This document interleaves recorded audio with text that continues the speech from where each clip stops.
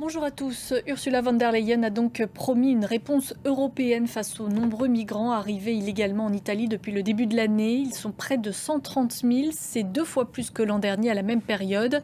Pour faire face à cet afflux, la présidente de la Commission européenne a présenté un plan d'action en 10 points. On voit ça en détail avec Axel Simon.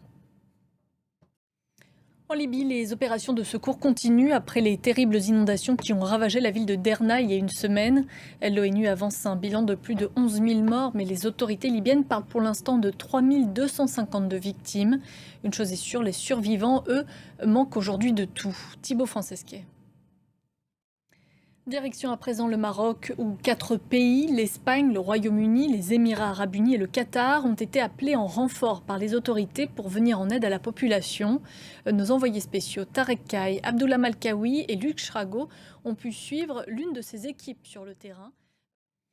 La coopération se renforce entre les juntes au pouvoir au Mali, au Burkina Faso et au Niger. Elles ont annoncé ce week-end la formation d'une alliance défensive. Concrètement, elles se promettent un secours mutuel en cas d'agression extérieure. Axel Simon.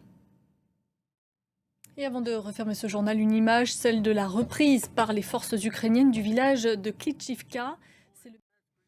C'est la fin de ce journal. Merci à vous de l'avoir suivi. Pour plus d'informations, vous pouvez consulter notre site internet en français, en anglais, en espagnol et en arabe. On se retrouve dans une vingtaine de minutes.